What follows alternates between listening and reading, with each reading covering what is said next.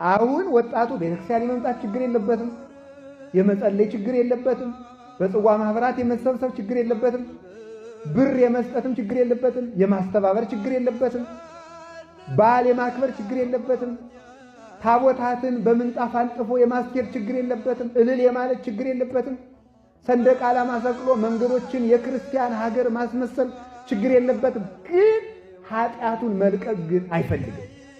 ያንን መልቀቅ አለብን። ከዚያ መፋታት አለብን። ልማዳችንን ከዛሬ ጀምሮ ቆርጠን ለመጣል መለማመድ አለብን። የምን ማለት ነው? ክርስቲያን ብንሆንም ከኃጢአታችን ካልተፋታን የስም ክርስትና ስላለንና ቤተ ክርስቲያኖች ብዙ ዓመት ስለኖርን መንግሥተ ሰማያት ልንገባ ግን አንችልም። መፋታት አለብን። ከማን ጋር? ከኃጢአታችን መፋታት አለብን። መጥበቅም እንፈልጋለን፣ ኃጢአቱንም መተው አንፈልግም ማለት።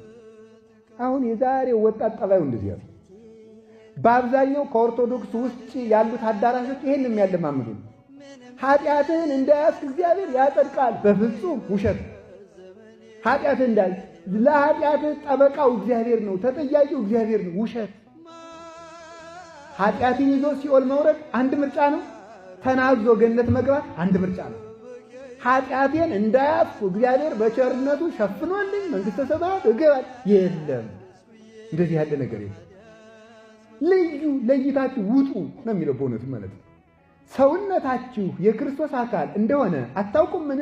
እንኪያ የክርስቶስን አካል የዘማዊ አካል ልታደርጉት ትፈልጋላችሁን?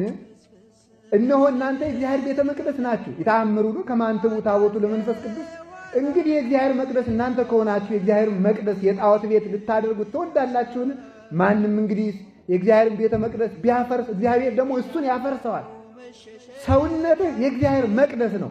ያንን በኃጢአት ትዳር ይዘህ ከዲያብሎስ ጋር የውሽማ ጋብቻ ይዘህ ሁለቱንም ይዞ